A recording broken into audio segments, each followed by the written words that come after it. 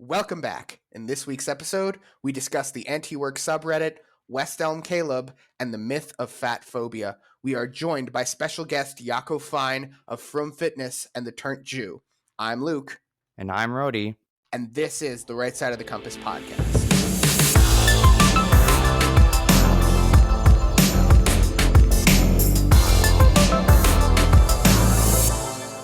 All right, so let's get this out of the way. We have a guest this week. So, Yaakov, would you like to introduce yourself?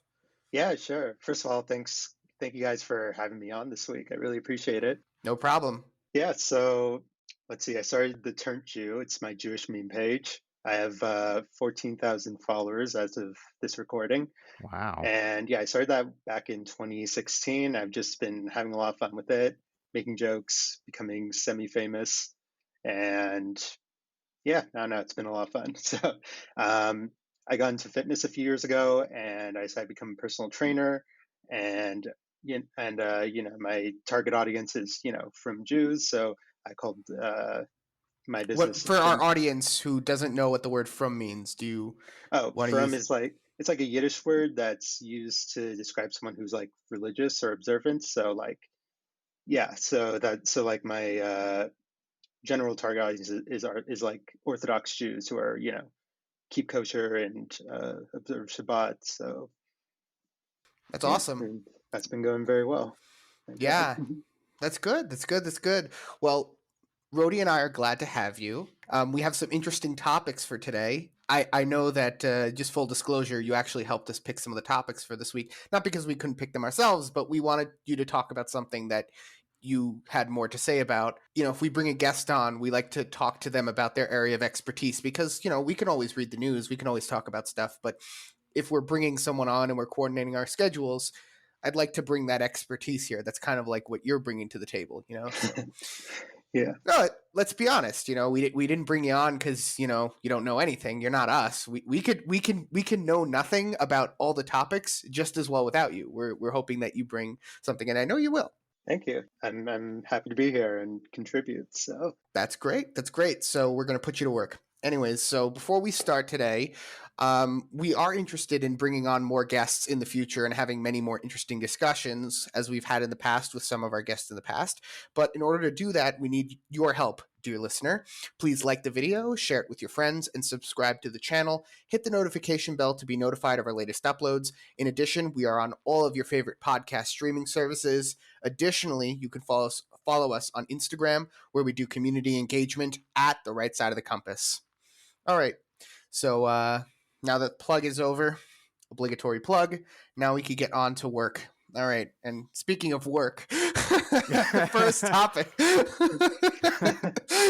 Let's just end the podcast here because we're anti-work.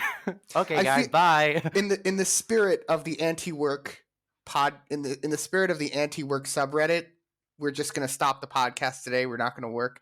So, Yaakov, you can go home now. We'll see you next week. We'll see you next week, Rody. We're not that bad. Come on. You haven't even... It's only been 2 minutes. Relax. All right.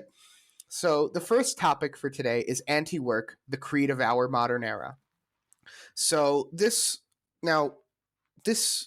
talk about what happened that brought the anti-work subreddit to the forefront, because the anti-work subreddit existed long before this week, but something happened, and now we're all talking about it. It's been really exploding since the pandemic. Well, it's really exploded since the pandemic, but it's kind of been under the radar. People were talking about it, but it wasn't like the big thing that it is now. And the reason why it's a big thing is because one of the moderators for the anti-work subreddit did a segment on Fox News with Jesse Waters. And listen, obviously the moderator wasn't the best guy for the job. Did you see the interview?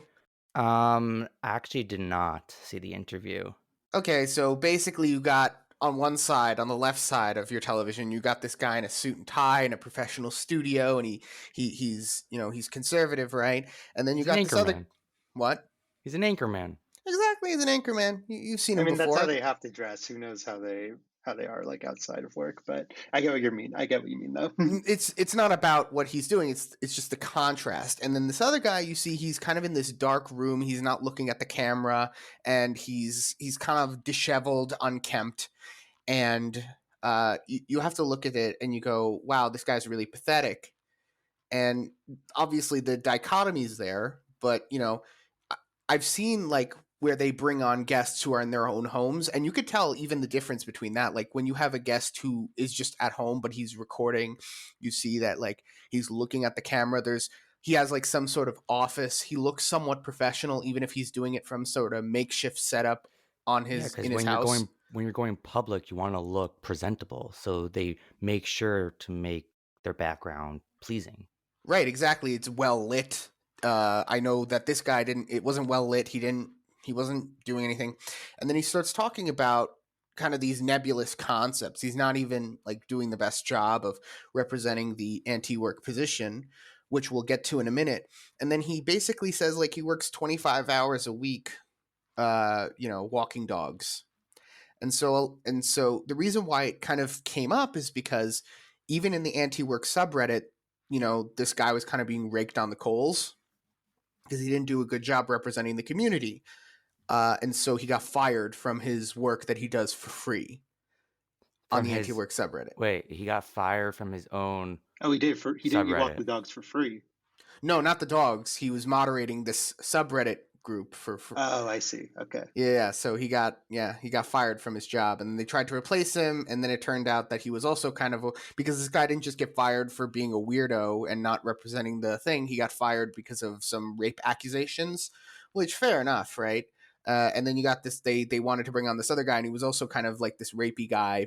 And they're all commies, they're all rapists, so it shouldn't surprise anyone that this happened. Because when someone's a male feminist, you could just like literally just put the clock on the rape counter. No, you like whatever. We could have a discussion about that at a different time. But basically, but even like the people on the subreddit were kind of saying like, okay, he didn't really do a good job representing us, and now we look really bad. So but now everyone's talking about the anti-work subreddit, and as conservatives, I think from the name of the podcast, you kind of understand what angle we're coming from here. As conservatives, the knee-jerk reaction is just to say like, oh, these lazy millennials, right? So I actually went through the subreddit, and granted, there was a lot of leftism, there was a lot of communism or faux communism, because it's not real communism if you're not working, right? Because it was Lenin who said, "He that shall not work shall not eat," or something along those lines. So like even like these people wouldn't make it through the gulag. But basically, you have to understand that when you go to a subreddit like this, yeah, there's going to be propaganda for communism, and not to excuse that, but there was some really interesting points they were bringing up, and so I want to discuss that. So I picked out a couple of examples like from the thread, and so I want to go over a couple of them. So basically, there was one lady who got fired from Subway because she had the temerity to discuss wages with the other workers. Now, like, we're not big union people necessarily, but apparently that's permitted by law to discuss wages. I didn't know that. There's no law saying you can't. Usually socially, it's not, people feel it's, inappropriate. It's like, it's a sensitive topic. Right, but I think the key here is that I think the businesses are not allowed to tell people not to discuss wages because it's anti-union practices. A lot of these companies don't want people discussing wages because it prevents unionization. And I'm not a big fan of unions, but if the law also says you don't want to talk about it because let's say you and I were working in the same place doing the exact same job and you were getting paid more than me and I found that out, I would go to my boss and say, hey, like I'm doing the same thing. Why aren't I getting paid more? So they don't want that to happen. Yeah, they don't want people to sit there and like it's hard for the business if the people are constantly talking about and trying to do that. And to be fair, I understand where the business is coming from, but if the law says that, people are allowed to discuss wages because they want to unionize, that's the law. And so this lady got fired from Subway because she was quote unquote asked to make a delivery even though that's not what she was doing. And then she got fired like really because she was discussing wages, and they came up with the excuse essentially saying that she didn't do what they wanted her to do. Yeah, so you're saying that this page is not just for people who are who are socialists and just don't want to work. It's for people who just don't have good work environments. Right. There was another one that came up, and basically this person basically said that they got their bosses fired because they work with a lot of heavy machinery, and their bosses came, and this person's bosses, I guess they had two bosses, and they came to work drunk. And so they were asking, like, no, listen, it's dangerous. I've operated heavy machinery before, and I can tell you that you don't want to be around those things drunk. Like, you can lose. Oh, I'm sure. Yeah. I feel like the people in this Reddit, like, I don't know, maybe I don't think they're like lazy. Not all of them, at least, are not all of them are like lazy communists or socialists. Maybe they've just been like wronged by like, working for a company or something, and they're just like, and then they become like anti-work. I don't know. That's just like, I can have sympathy for that. I agree. I have sympathy for that. I think it's inappropriate if you have employees and you're asking them to operate heavy machinery. You shouldn't be showing up to work drunk. Like, Oh, that's absolutely. like that can get people killed. And I totally have sympathy for this person. I'm like, yeah, screw those guys. And in the end, the management, like the upper management, not the lower management that got fired, the upper management, because they said, oh, we can't run this place without supervisors. They essentially said, like, oh, you guys can continue to get paid like your average wages as long as you just come in regularly for maintenance work, because they were like just keeping the machines going, I suppose. So, like, yeah, I guess they won in the end. But the idea is that this isn't just a subreddit for people who are anti-work on the face of it. They're anti-work because of bad working conditions in the United States, because there's something wrong with the work culture, and I can sympathize with that. And I remember looking, like, and it does beg the question, like, do conservatives have what to learn from this? I think a lot of conservatives are just going to dismiss this out of hand. And I think that's kind of wrong, right? Because I think one of the things that these people are very good at is that they're good at understanding their value as employees. Like, they even if they can't say it like this, they understand that employees, just like jobs, are commodities, and that they can negotiate for higher wages, and that they can say, like, hey, listen, I want to be paid a certain amount of money. And also, but I want to pivot, and first of all, so I gotta say respect for that, because I think a lot of people who were raised in a work culture, they think like there's a certain value inherently in working, and I agree with that. There is a value in working, but you have to understand that because there's value in work, you as a worker also have value, and you have the obligation to negotiate for the best standards that you can, for the best wages, for the best conditions. And it's not good just to say, like, oh, because it's good to work, therefore I'm just going to accept anything that comes to me. Like, I'm gonna put myself out there, and I'm gonna demand, the best wages and things, because that's what everyone does in capitalism, right? You get what you get what you can demand from other people, what they're willing to pay, you get, right? So same thing with wages. If you as an employee can get better wages, better conditions, nothing wrong with that. I agree with that. But we have to discuss the most important thing, is that we have to kind of discuss this kind of cycle where we're going around and we're kind of trying to figure out where all this stuff is coming from, right? So you got a lot of people who are quitting their jobs because the jobs are high stress. But the reality is that the jobs are high stress now because a lot of people are quitting their jobs. So less employees are being asked to do more work. And at a certain point, you just can't do that. Can't operate that way. Yeah, this seems to be happening in less white collar jobs and more either blue collar jobs or people at supermarkets, in factories, in warehouses, where there's a lot of grunt work. And so that's where it seems like where the conditions aren't usually the best. So it's very understandable why now people have been talking about the Great Resignation, and which really stirred this movement. Now, like I said, what's good about it, because it really brings to light the issues with some workplaces and working conditions, as well as sometimes these managers will ask the workers of things that are just how do I say it? Unreasonable.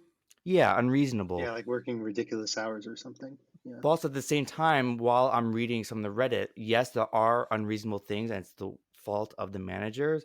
Some of the things here I do read, and I don't think it's right of them to do either. Coworkers, for example, you shared with us, Luke, one of the Reddits where this guy who works at a restaurant is, just taking, free food from the restaurant. Now, I mean, you can argue that they might be throwing out the food anyways. I think maybe it depends. If it's like food they're going to be throwing out anyways, then I think it's okay. But I mean, if you're just taking, the food for the sake of taking food, that's technically stealing. So I don't think that's right. Yeah, And but also, typically but here's the thing, and I'm not going to say, like, I'm not going to go as far as to say, like, that the guy was right. To me, when I posted that, it was more because I was looking at the comments section and I saw this kind of guy talk about his job at a pizza shop when he was working as a college student, and the owner of the pizza shop, it was a family run business. They would send him off with whole pies of pizza, knowing that he's a college kid and that whatever he's working for at the pizza shop, this kid's going to be kind of running low on funds, so they send him home with pizza oh, whenever he yeah, that's works. fine. No, it's Yeah, fine, if they but give him to him, yeah. no, they give it to him. But I will say that a lot of people work in the food industry because they want free food, and that is a thing. Oh, yeah, I think I got in trouble for that one time. Yeah, you'll typically see that a family owned business will be very laissez-faire with what you eat. As long as you're not eating them out of business, they'll be pretty okay giving you food. Yeah, I was a waiter at a restaurant briefly a few years ago, and they would always give us dinner, so that was nice. It Yeah, no, that's typically was a people. bonus, yeah. Yeah, that's people want to work at these places because between the pay and the free food, you're pretty much covered. Yeah. I That's mean, what that's not people why think. I was working there, but it was like a nice bonus, though. No, of course, but like if you're a college kid and you're working, part time, right? Hmm. Presumably your money's going to rent and to this and to that. So it's really nice when the owner gives you free food because it's the difference between having what to eat and sometimes going without a meal or eating, microwave ramen, whatever it is. So it's really nice, and I Yeah, think but that's you great. could get those benefits now at even big tech companies, and getting paid, 4 or 5 times as much as you would be at a restaurant. You could be making $500,000 at Google and they still give you free food. But how many people work at Google, Rody? Like that's Um, most people Google on this subreddit has are not working on Google at Google Google. has more employees than some countries. How many employees do they have at Google? I And don't know. why am I not working there? I don't know. It's also like you said, it's Google, so I mean, Yeah, no, it's no, but realistically, that's like a high skill job. And when people talk about low skill labor, they're not talking about like it doesn't take any skill to flip a hamburger. They're saying that you can take a guy off the street, train him for a week, and he can do pretty much anything you need him to do at McDonald's. Whereas working at Google typically requires a little bit more of a training process. So I think people on the subreddit are not really talking about things like Google. People understand that, to be a software engineer, things like that, you need a little bit more training, and therefore you have a little bit more leverage in terms of negotiation with your wages. Yeah.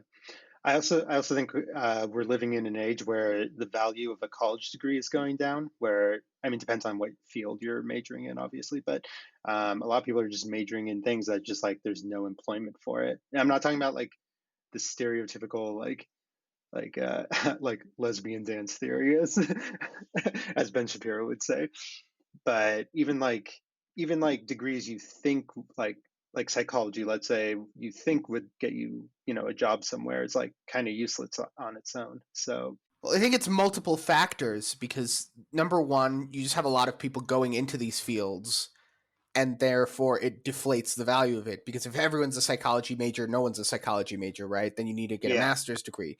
And remember, like, all the time spent getting these degrees is time not spent working full time, not spent building uh you know capital, because essentially your money's going to tuition and to rent and to food, and you're not at your full self because you can't work full time, even, so you don't have anything to save because it's all going to this degree and your lifestyle when you're doing it. And then also just people are realizing that these universities are not teaching anything of value, and so just like the value of a degree itself is going down, because not only is everyone getting a degree, but also people are beginning to see that degree holders are not necessarily better at doing most jobs than other people who Yeah. did not. Basically, I majored in marketing in college, and I learned way more from hiring a business coach and just like from searching YouTube videos than I did in my classes, if I'm being honest.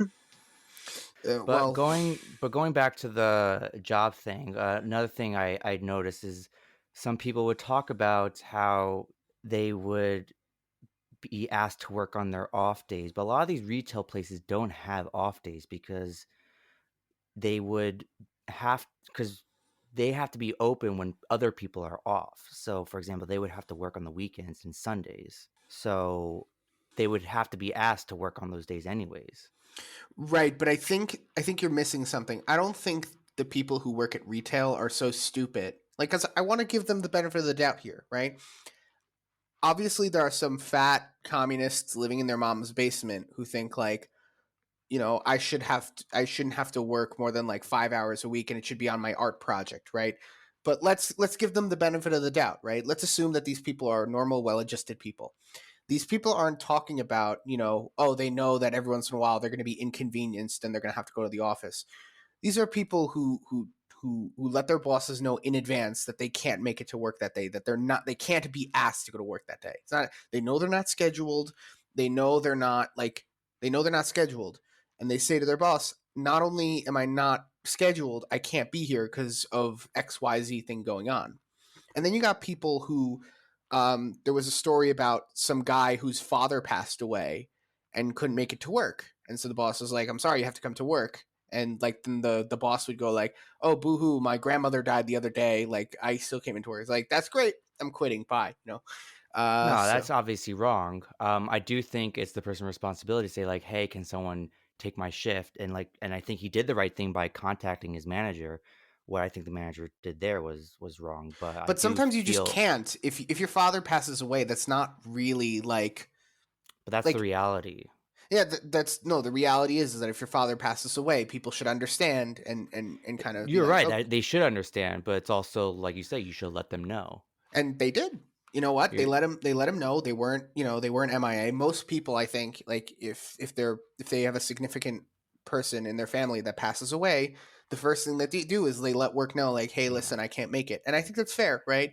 You're right, and I think most employers would say like, "Oh, like take off or something." Yeah, yeah. And I saw a story about like a guy who lost his 1-year old daughter, Oh, and that's like terrible. very very very terrible story. And so the work gave him 2 weeks off, and this is where the story gets complicated, right? So he started taking off a lot more because his mental health wasn't there for very obvious reasons. So you have to feel bad for Yeah, this guy. obviously.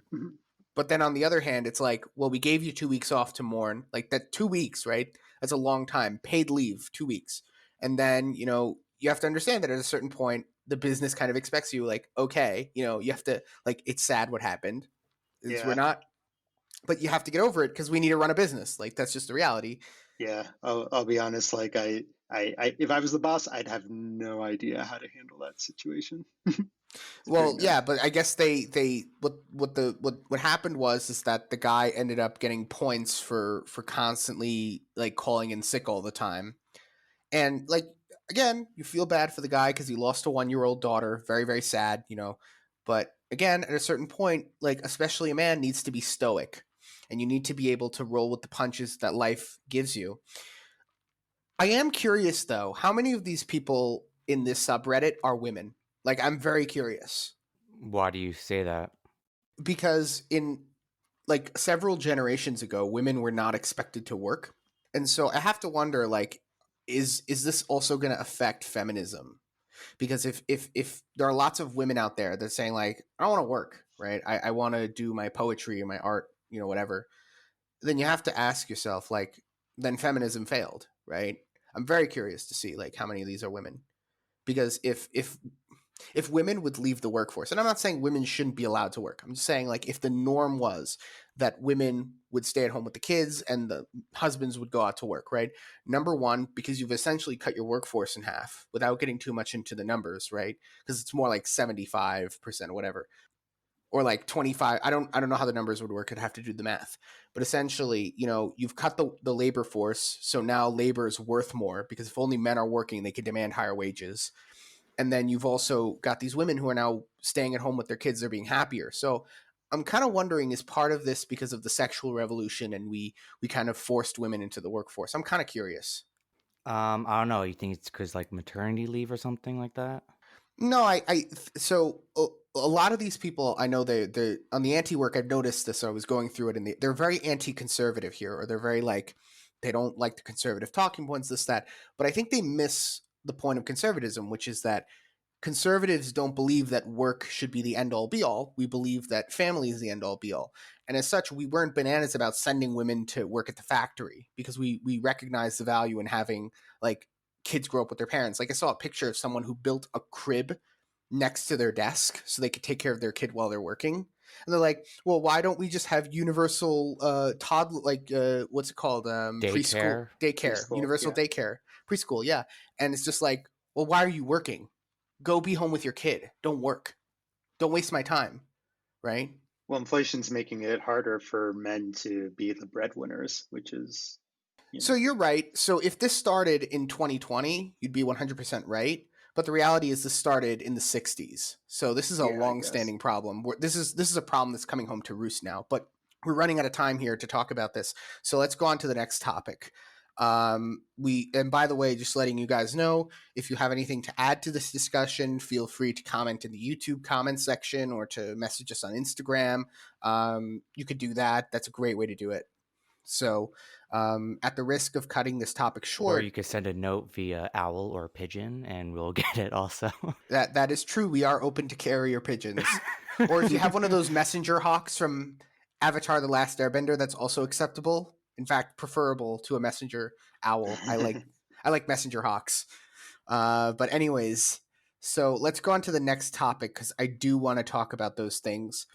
So, do you guys know who West Elm Caleb is? I read some articles about it. Interesting stuff. Oh yeah, yeah, I read a little bit about him. So, but I've never was he famous before, or is he just famous now? No, he's just famous now because he got canceled. Yeah, I mean, if he's not famous, then what is there to cancel? So that's the thing. This is, I think, the first. I don't want to say the first because I'm sure there were like regular people who got canceled. I think there was this one guy who was on a game show and he got like really popular with like the ladies because he said something very, kind of woke. And then it turns out that like he wasn't as woke as people thought, so they kind of canceled him. So they built him up and then they tore him down. But I think this is some guy. This is, I think, the first time a guy just straight up got canceled. He never was famous. He just got canceled. Well, it also wasn't intentional. Yeah, it's well, none. I don't think the other guy was intentional. I'm sure there were like regular people who got canceled, but this is the first time. Whatever. So getting to the story. Right. So uh, this topic is important for several reasons, but let's start with the story. So there's this guy, West Elm Caleb, who lives in the New York area. He's on these dating apps, and whatever he's dating, whatever. And so fast forward to like I think last week or 2 weeks ago, whatever. There's this girl on TikToks talking about this guy whose name was Caleb, ghosted her, right? And she's complaining on TikTok as, these people tend to do.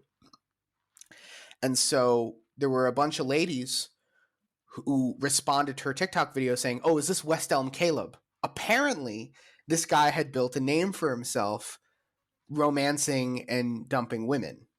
But like he didn't even meet them, which doesn't make sense to me. It's like why I don't see the joy of wooing these women by messaging them and video chatting and never meeting them and then ghosting them. Right, It's but like, it's okay, for the what did you gain from that? So I don't get it either, but as someone who has been ghosted in the past before by women who I never met in person, I could tell you that it doesn't need to have a purpose. It could just be he lost interest faster than he met up with them. But apparently he did meet up with some of these women, so like I'm not going to say that he was probably just serially dating. He was probably just on the dating app just swiping right, and he messaged a bunch of women and there were a bunch of women that he didn't like, so he just cut off relations. And I don't know. Yeah. So, anyways, they were complaining about him, and then they started harassing him online and telling his business that they should fire him, this and that. Yeah, that's nuts. I just want to point out, That's like, very, imagine being very such. nuts. Yeah, man. Like, I don't think I've ever demanded that a business fire a girl because she ghosted me. Like, Yeah, like I've said bad that's things just about it. Insane. That's just petty. It's very petty. No, like why ruin someone's career over the crime of bad communication? Because nowadays you can. I know, because you can. It's Because people are just stupid. petty these days. I don't know how else to put it. It's very petty. That's the reality though. And like I said, if I had a nickel for every woman who ghosted me, I would be rich enough to buy a mail-in order bride from Eastern Europe. So I don't know what these women are talking about. It's like, oh my god, he ghosted me. Like, okay, so Move on. like, yeah, like literally no one cries when I get ghosted by a woman. Not a single person. I promise you. Like, even my parents, who love me very much, they do not cry when I get ghosted by a woman. We're in the age of Tinder. Just swipe to the next guy. That's it. Exactly. And so that's what drives me bananas about this topic. It's like the lack of self-awareness by these women. It's like, even if these women make a point not to ghost people, which I doubt they do, but let's say they do for the sake of discussion. Do you know how many women ghost men? Do they sit there and tell women not to ghost men? Do they sit there and tell women, like, hey, listen, if you're going to... hypocrisy is insane. The hypocrisy is insane. And that's what's crazy about modern dating and dating apps specifically. That's why I don't use dating apps. Dating apps are terrible. I watched the TikTok video, and the one thing that really pissed me off, she's like, oh, we need a section in these apps to leave reviews on people's bio, like just for men. And I'm thinking to myself, like, what about women? Like, men aren't the only assholes in this world, okay? There are many bitches out there. I mean, come on. But also, like, I don't agree with the concept of having ratings for people, because the reality is that, number one, dating changes people, right? Like, if you're seriously dating, right, it will change you. You will mess up and you will learn what to do for next time. But imagine if, instead of just learning and being better for next time, you go and you have this rating now, right? So essentially women are allowed to say, like, oh, this guy's a 1, right? A 1 out of 5 stars, right? Well, then you can't break out of that, because other women are going to see, like, oh, he's rated 1 out of 5 stars, I'm not going to date him. Then you've essentially defeated the purpose of the dating app. The point of the dating app is that you shoot like blanks into the air. You see what sticks, right? Forgive the... Well, and part of love is you love the person despite their flaws, not Yeah, imagine treating a person like a restaurant, like, he's fine, but the spaghetti and meatballs could use some work, 3 out of 5 stars. Like what the hell is that? It's like, it's not a restaurant, he's a dude. But Yaakov, do you have anything to add to this? Yeah, it's just kind of crazy to me that like we're like, this guy is being canceled, and I'm pretty sure half of the women who are trying to cancel him have also ghosted dudes in the past. I don't know, it's just kind of crazy. This is why I don't know, I've never been on any of these dating apps, and this just like reinforces that decision. It just seems so shallow to me. It's just like, well, first of all, you're just boiling someone down to like a picture and maybe a few sentences about themselves. Like, that's it. And I'm all for going on blind dates or whatever. Like, I do that like a lot, but it's just like, I don't know, just the whole nature of it is just so shallow. Well, blind dates would be better than this, because blind dates, you're literally going in blind. You're not judging them based on anything, but here you're judging them purely based on like not even the way they look, the way the picture displays them. So it's not even the real them, right? Yeah. I remember hearing about an app that specifically blurred out your picture, and then you matched with them based off their personality, but then as you spoke with them longer and longer, it revealed slowly, like, their picture like became more clear. I'm thinking to myself, so you're talking to this person and all of a sudden you're ghosted as your picture becomes more clear. But I think that also ignores, like, an app like that would simply ignore the asymmetry when it comes to dating. Like, I think we can all agree that men care more about how women look than women care how men look. I think we can all agree. You're definitely right. I mean, it is a factor, but it's not a deal breaker. Exactly. So the problem would be like, imagine if you did that for women. Like, imagine an app where you blurred out the woman's face. Well, a lot of men would be like, well, I'm not interested in interacting with a woman who I don't even know what she looks like, because looks are important to me. So they would be like, just not interested in this app. And then you have you have an application full of women who are just not who are not getting any matches because there's no men there. So a lot of these apps, they don't recognize the differences. That's why my personal philosophy is, if it's a dating app, I don't use it. And if it's not a dating app, you can use it for dating.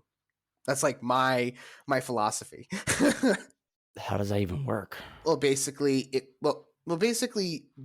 don't use JSwipe, don't use Tinder, don't use Hinge, right? Because those are for dating. So Yeah. the demographic on a dating app are people who are looking for a date, right? But on Facebook, you have people who are looking for a date. You have people who are not looking for a date. You have people who are in a relationship, but as they say in as they say in English, just because there's a goalie doesn't mean you can't score, right?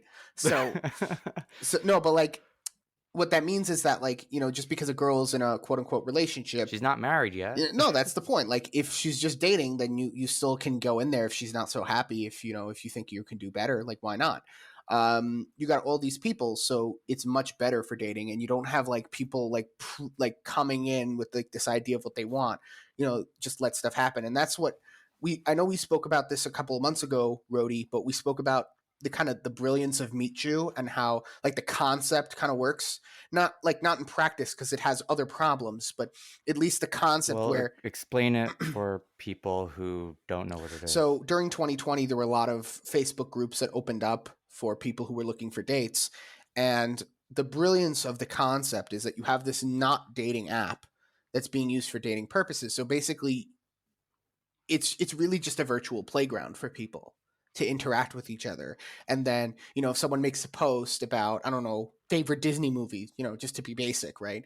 Favorite Disney movie. And then people comment, and then they go, oh, this is my favorite Disney movie. And this is my favorite. And then like people kind of, oh, I like this person. They look cute. And so, they kind of meet up, and that's kind of the brilliance of it. Whereas a dating app, they're, if you go out of your way to date, it becomes unnatural, unromantic, It and then feels you don't want to do it. forced. Yeah, it's forced. And there's nothing worse than forced romance. Like, that's just the worst. Yeah.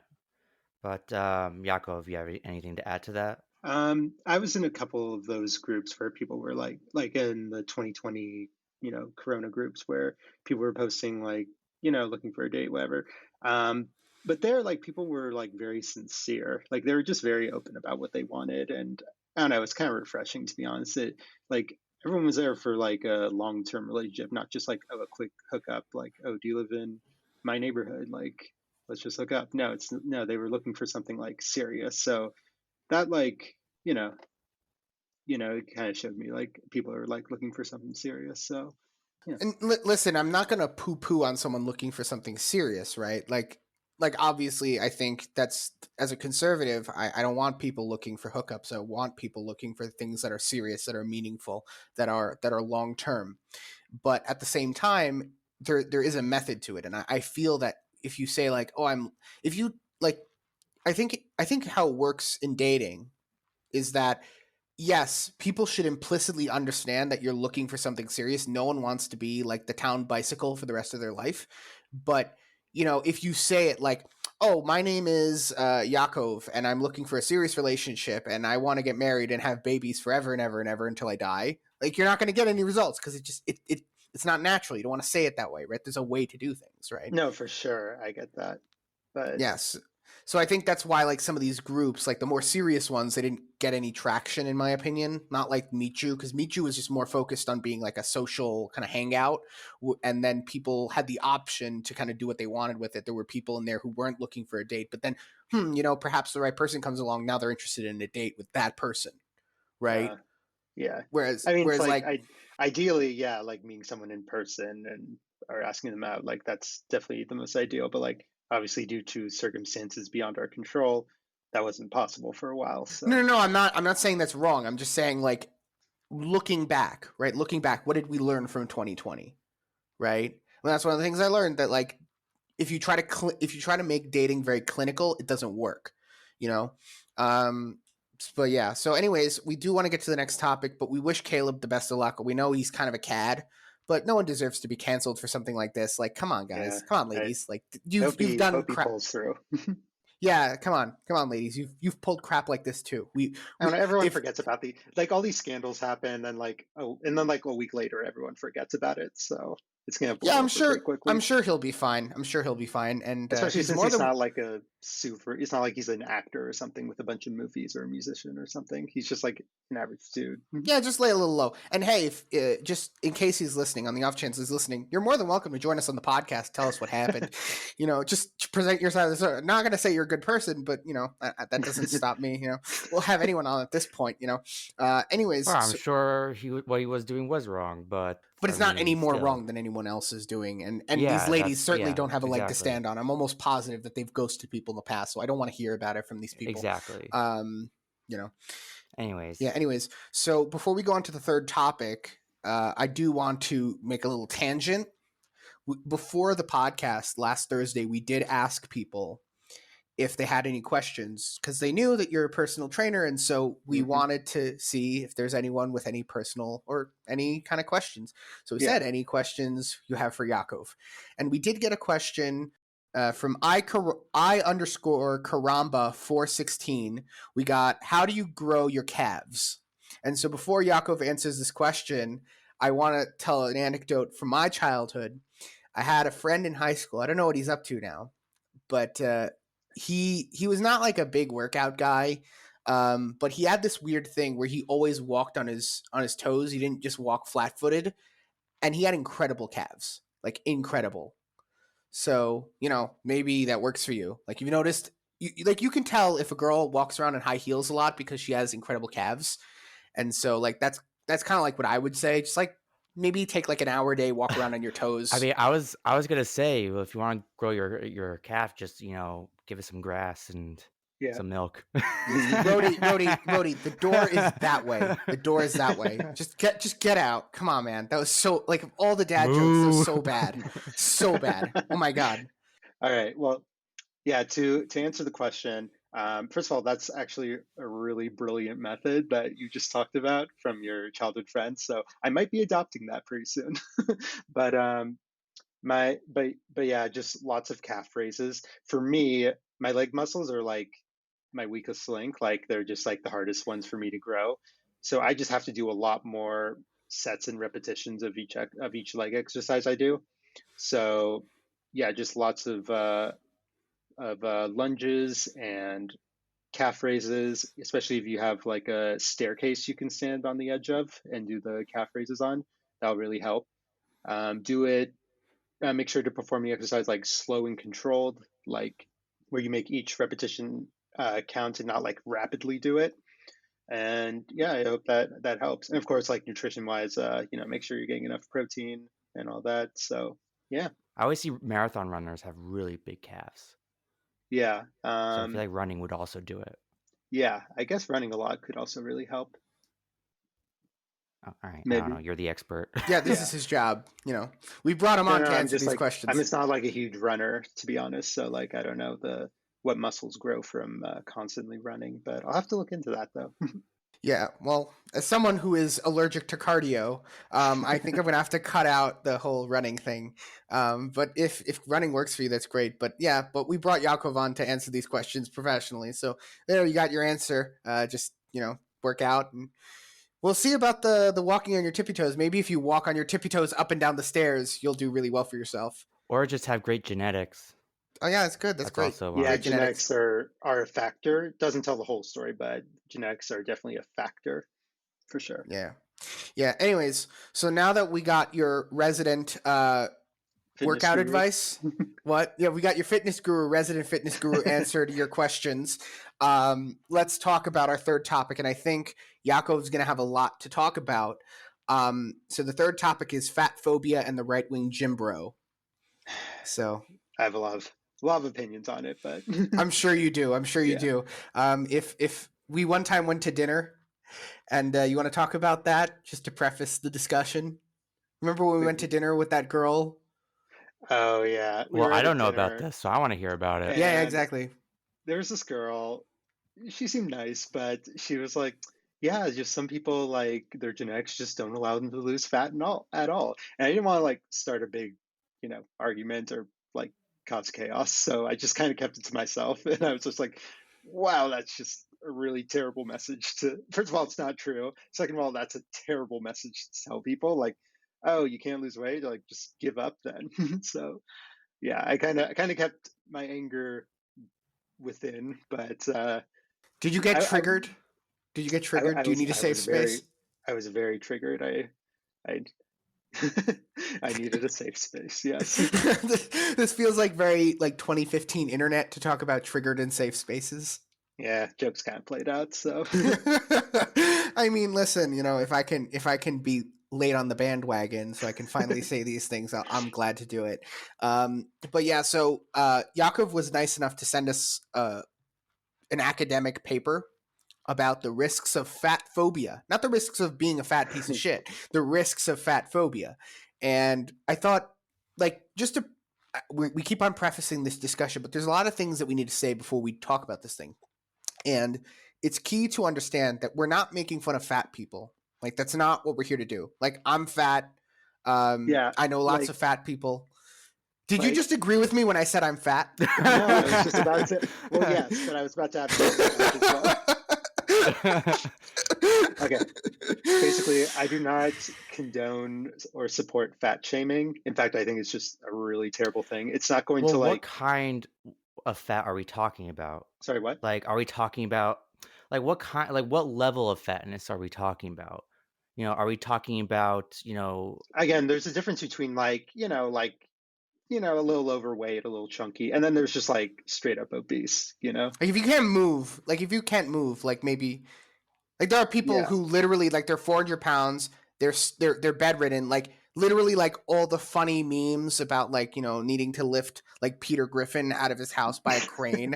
like Yeah. like there are people like that, and I think, Unfortunately, yeah. It's really, I mean, that's obviously not the majority, but of yeah, it's course. just like really sad. But yeah, but like making fun of them or shaming them, it's not going to motivate them to get up off their ass and work out. In fact, it's probably going to make it worse. If anything, they'll probably I mean, they it depends on the person, to be honest. There are some people who are motivated by shame. There are some people who are motivated, like, yes, not. but that's definitely a minority. Like for example, Mike Tyson got super overweight, and people started calling him fat. He was like, "I'll show them," and he got like ripped again. That's great, but like not everyone's Mike Tyson, and he used to be in great shape, so it's not like he knows he can reach that. But for someone who's like never been in shape before, they really think that like that's the rest of their life. And I can tell you, just like from the clients I've had, the people I've interviewed for who join my program, they they already feel like terrible about themselves. Like you don't need to like pile it on. It's just they already have like super low self-esteem.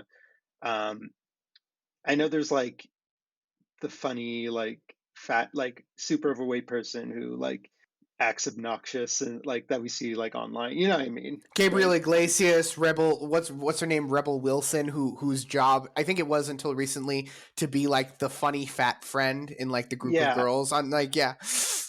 yeah. I mean, I know those people exist, but like just like most fat people I know, or people who are just like struggling with their weight, they're so nice because they're just like really kind, to be honest. Because like No, I mean, this seems to be more of like minority of people that are complaining about this. It yeah, doesn't no, seem it's like definitely a majority of Right, minority. but overweight right, people. but let's keep it on the topic, because I just want to make the disclaimer before we continue with the discussion.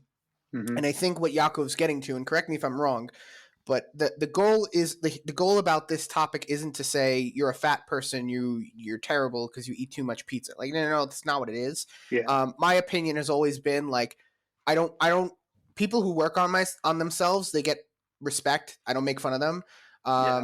because Like it's if just. you're overweight and you're trying to improve your health, I'm like I'll stand behind you and cheer you on the whole way. Exactly. Like, there's no reason to laugh at anyone. And even Yeah, if they're not, like, most people, like, I think some people are motivated by a little shame. And I think a little shame in the culture, not like shaming individuals, but making like, I think we have a lack of shame in the culture. And I think, like, once we're done talking about it, you'll understand what I mean. And maybe you'll agree with me, maybe you won't. But I certainly don't think like it's anyone's job to go and police individual fat people. That's certainly not what we're saying. The problem with fat phobia is the concept that, because people are fat and they might feel bad about it, therefore we can't talk about the legitimate health risks of being overweight, and we can't talk Well, about what's even worse is they say, oh, it's a good thing, not even it's a bad thing. Plus they'll skinny shame. Like, for example, I remember when Adele lost weight. Like, I remember, the famous singer, she lost a lot of weight, and that's great for her. And they were telling her, "Wow, you're a terrible person because Oh yeah, I you didn't remember that. love yeah, your yeah, yeah. body and stuff." And I thought that was terrible. It's like, you should be happy for people who try to lose weight. No, for Yeah. sure. But what I'm trying to say here is just because I want to say this, and and then we'll get on to the topic. We'll discuss everything. The topic here is today about like how, number one, there are people trying to make it so that we can't discuss weight in an honest fashion. They're trying to say like if you discuss weight in any sort of way, you're somehow shaming people. And then there's also like just going a little further. They're saying like, oh, if you go to the gym, you're somehow this right wing ideologue who like the left is trying to make the right own people who go to the gym. It's like it's fine Yeah. for me because if people who go to the gym are my friends, like that's great. I want to be associated with the people who go to the gym. Well, it would also motivate you to go to the gym. I mean, That's listen, where if you my would wanna friends be. actually went to the gym, I'd probably go to the gym.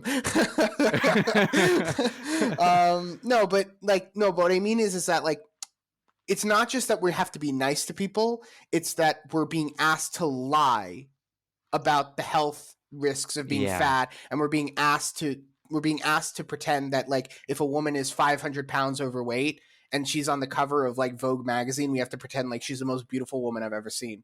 But also, like, it also goes by preferences. There was a TikTok video of a woman talking about preferences, and she's saying like, "Oh, well, if you're not attracted to a fat person, that's fat phobia." I'm That's like, really no. First stupid. of all, I can't help who I'm attracted to, but that doesn't. If I'm not attracted to a black woman, that doesn't make me racist. Or if I'm not attracted to a fat person, that doesn't make me fat phobic. It's just not who I'm attracted to. I'm sorry. It's Yeah. like, No, for sure. But anyways, so let's talk about the fact that I saw this academic paper kind of justifying the premises of the fat phobia people, right? Hmm. And by the fat phobia people, I mean the people who are saying like, not only is it okay to be fat, that if you say it's not okay to be fat, you're somehow discriminating against fat people. Yeah. I think there's a whole academic paper that scares the crap out of me. Number one, because just as a matter of principle, like I fundamentally look at it as offensive. And I know, like Luke's offended. Like, who cares? But there's this like fat people or the fat activists. They want to put themselves in the same group as people who have immutable characteristics. Like imagine some black guy who's chattel slavery because of the color of his skin, and now he's being told that like, oh, that he's the same thing as some guy who just refuses to put down a pizza. Like that's just insane to me. Like, Yeah. Also, I've noticed I don't know if this is like related at all, but I've noticed most of the fat activists are women. It's usually women. yeah, Like right, I'm because I think it's never men. you know what it is. I think it's because we in our culture we have a policy where we don't comment on women's weight.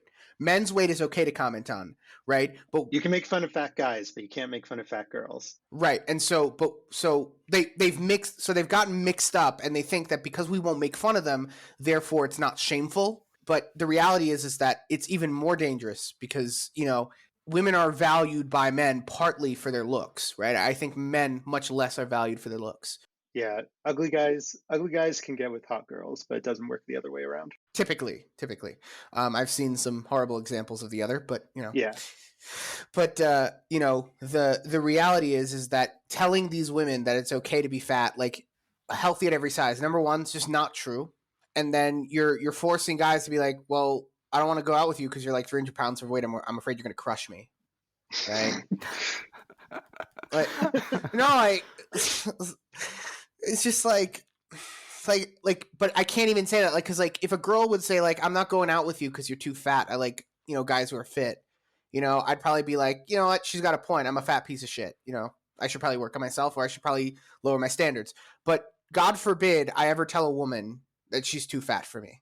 Like, God forbid. Like, I would never hear the end of it. I would be run out of town. I wouldn't ever be. I would I would basically have to move to a mountain and become a hermit because I dared tell a woman that she's too fat. That's why I just I don't you don't talk about weight, but I think that's why that phenomenon exists, because I think women live in an alternate reality where their weight doesn't matter because we don't say it matters, so therefore it doesn't matter, right?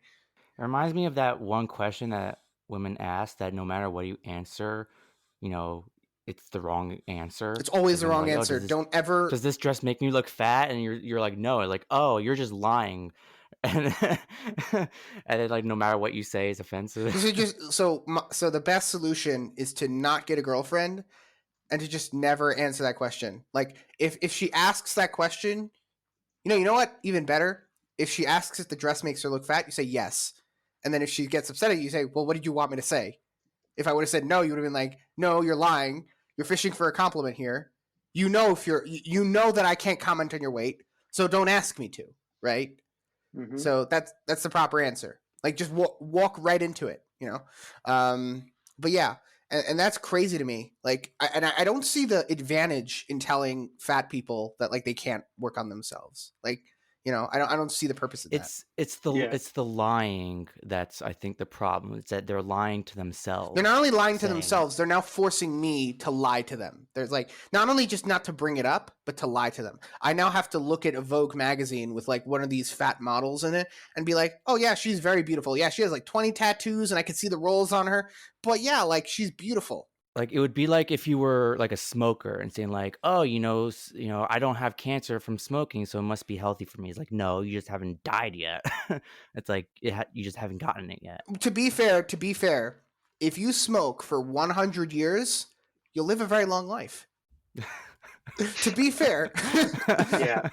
But if I could just add, for someone who's like overweight and they like, for a lot of them, food is like comfort for them. Like they're dealing with either trauma, or I mean, not everyone, I'm being very general here, but a lot of them are like dealing with trauma or these other like emotional issues that they just like don't know how to handle. It's an addiction. So they turn to food, and they just don't know how to get out of it. So like I know it's like very easy to look at fat people and be like, oh, it's just like very easy to like victim blame, but like reality is they're just dealing with like some really heavy stuff. Right, 100%. I agree with you, 100%. Yeah, we're not saying that majority of people who are overweight are probably not like. They probably recognize it's not good to be fat. I think most people they know they're not in a good position. Like I've talked to so many guys who are just like, I really want to like get rid of this, and I'm like, and they just want to feel good about themselves. That's just what they want at the end of the day. I know like some people think like, oh, fitness is just like, it's just like to look better. It's like just a visual thing. Like, and that by itself like would be kind of shallow.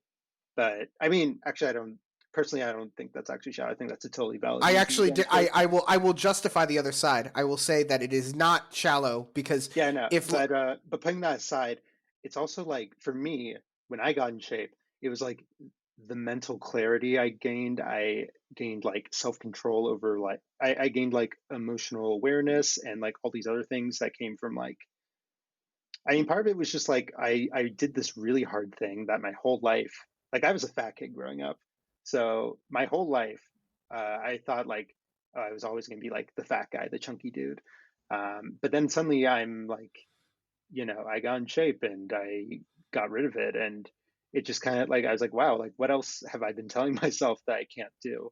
And that kind of led me to starting my own business and stuff. So it really snowballed into like becoming the best version of myself. I've noticed a lot of fitness people were like overweight at some point in their life. So like we know what it's like. We know what the beginning's like. That's why I became a trainer, because like the beginning of getting in shape is the hardest damn thing about it, because there's so much like misinformation out there. People don't know where to begin. They don't have accountability. So that's why I became a trainer. So I help people through this beginning phase and get them to a point where they know how to take care of themselves. What law of physics is it? I think it's the second law of Newtonian physics. An object at rest stays at rest. Like you hit the nail on the head. It's like the hardest part is starting. Like once you get the ball rolling, it's much easier. Like that's just the reality.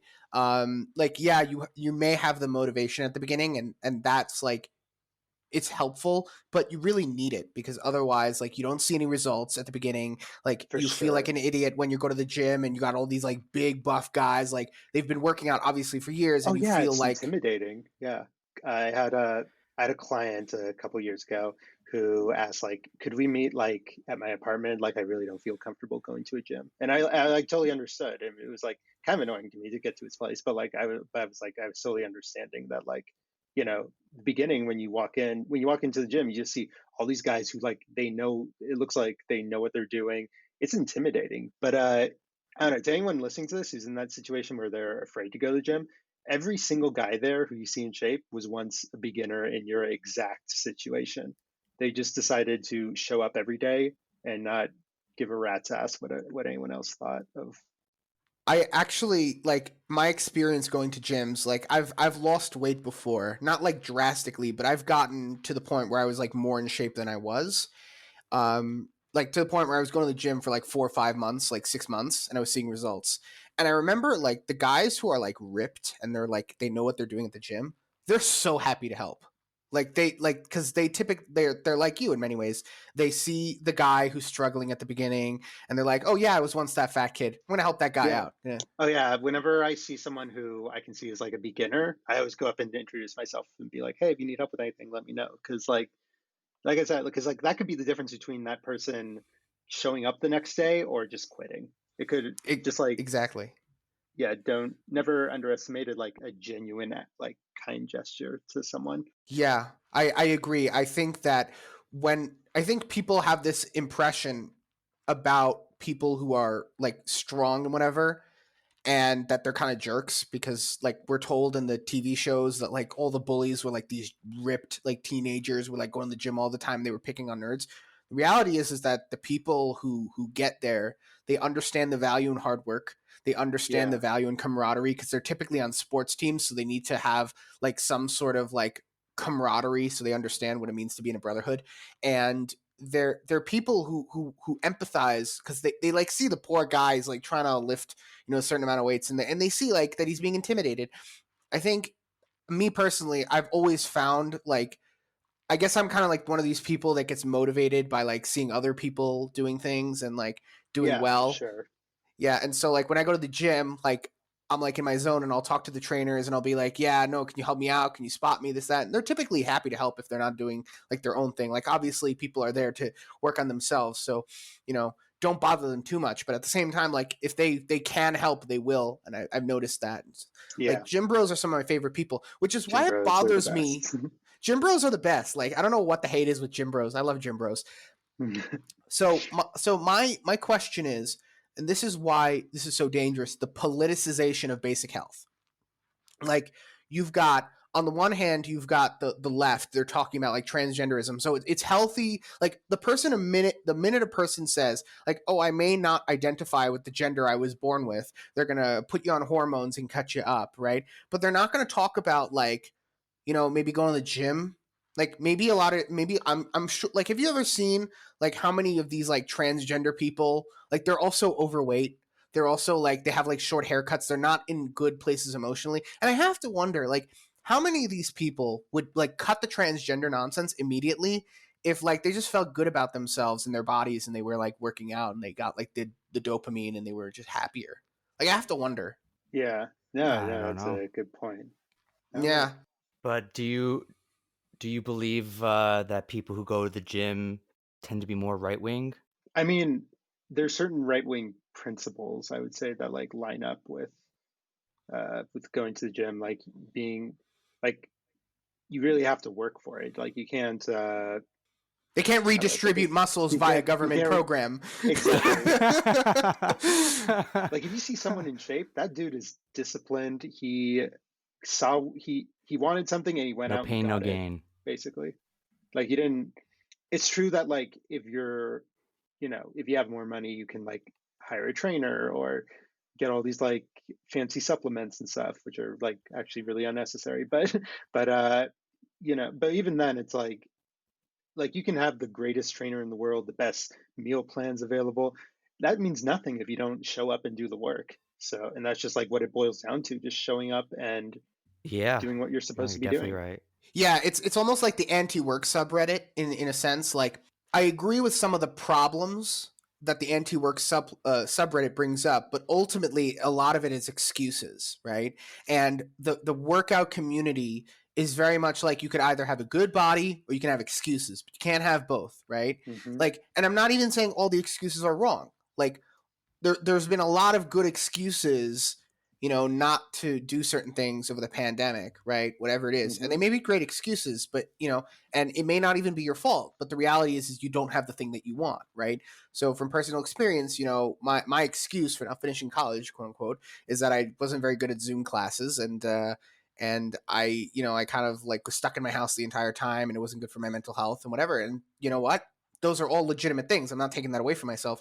But at the same time, ultimately, that is an excuse, and I don't have the degree, right? And so you can't excuse your way. Like, there is no, like, it's not like school where if you have a good enough excuse, the teacher will excuse your absence. Mm-hmm. Even if you have the greatest excuse in the world, you don't have the body you want, you don't have the goal, and I think that's very conservative. That's a very right-wing thing. They want the people who are posting these TikTok videos and YouTube videos who are really obese, I think they just want the justification for being that way and not having the motivation to Exactly.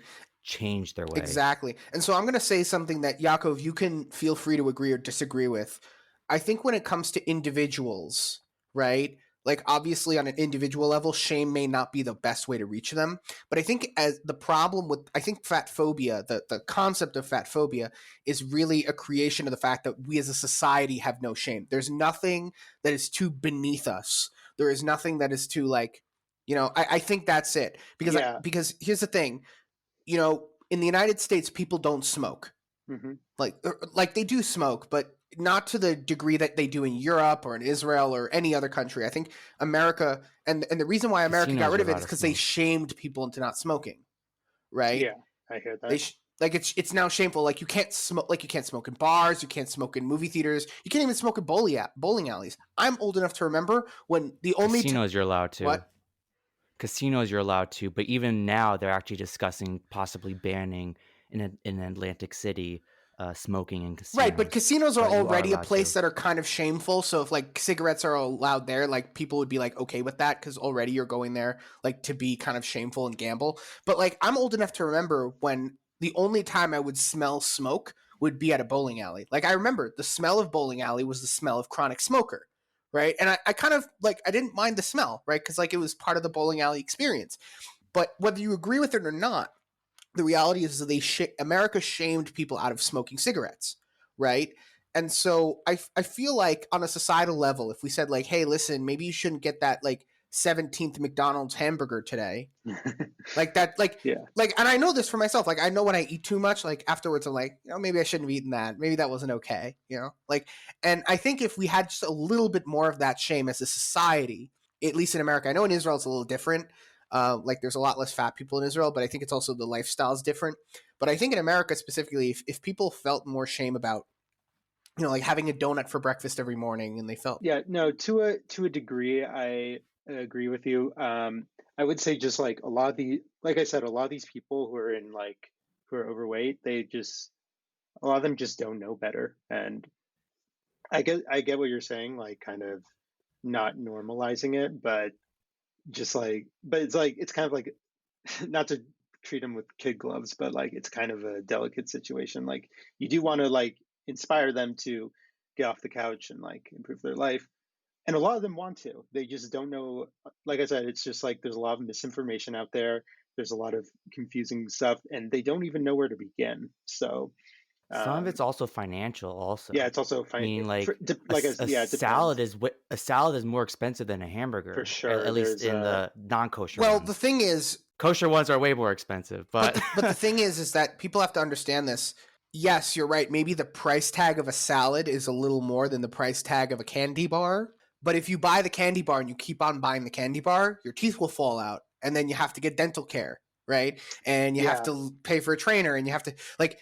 Yes, up front the salad costs more, but on the back end the salad costs less. And we need to start telling people like, and oh, I have to bring whenever I interview people, I occasionally get someone who's like, like I want to. It's just a big investment. I'm like, you either invest now in your health or you pay for it later in the hospital. Like I'm kind of blunt with Well, them. Like, there's also I've heard there's healthy fat and then there's non-healthy yeah, fat. like So I if you're said, there's a eating lot of chips, misinformation out chocolate, there. So like for example, like if you're eating just a lot of meat, well, meat is not necessarily unhealthy. It's just high in calories.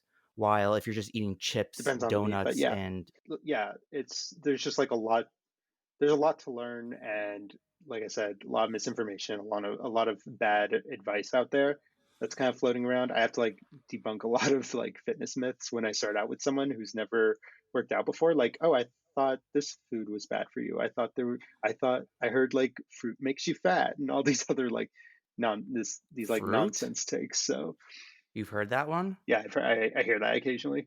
I even like Fruit? yeah. I had a guy who like Like an apple? he just asked me for advice once. He's like, "Oh, I eat fruit a lot of time. Is that making me fat?" I'm like, "No, it's not making you fat. No, nobody gets fat from eating apples." I think it's important to kind of cap off the discussion by saying that fitness, like every other science, is an evolving science, as sciences are wont to do. And the things that we know about fitness now, they may not be true 20 years from now. So like I don't want to claim to be the expert, but I think, and Yaakov, you tell me if you agree or disagree. I think the important thing to understand about fitness is ultimately that number one, you need to want to do it. Number two, calorie deficit is key. And number three, like it's also about like living the active lifestyle. It's not just about going to the gym. It's about what do you do when you're not in the gym? Are you sitting on the couch playing Nintendo games? Are you going on hikes? Are you going to play ball at the park? Whatever it is, it's about the lifestyle. You'll find that Israelis Yeah, typically for are, sure. yeah, and I totally agree with you. yeah, so like, you can get into the nitty-gritties of the sciences, and I'm sure that if I had the sources I could show like this one and that one's healthy or not one, that one's not healthy, whatever it is. But ultimately, you really just got to live a healthy lifestyle. For sure. And You have to want it, basically. yeah, that's the first step. So anyways, so we spoke a lot, but now we're running low on time. So I'm just going to have to ask you, Yaakov, where can we find you? Okay, you can find me Right on here. Twitter, Found on him. Instagram. What? What'd you say? I was like, I found him. We Yeah. did find you. That is correct. Okay, We found you on the internet, so technically, yeah. But yeah, You can find me. You can find me on Instagram at Frum Fitness. For my fitness page, obviously. For my meme page, it's at the Turnt Jew. I'm on Twitter, and you can, even if you find my name on Facebook, you'll find me there also. So yeah, that's good. That's good. Excellent. So, yeah, Rhodey, is there anything else you want to say? no, there's nothing else. I do want to say though, well, that's our show. And please like the video, share it with your friends, and subscribe to the channel. In addition, you can comment on the video and we might respond. Ooh, We might we might respond. respond. Ooh, depending if we like your comment and or how much money you pay us. If you pay us money, we might respond. Yeah. In addition, we are available on your favorite podcast platforms. You can also follow us on Instagram at The Right Side of the Compass. We hope you enjoyed this episode, and we look forward to bringing you future content.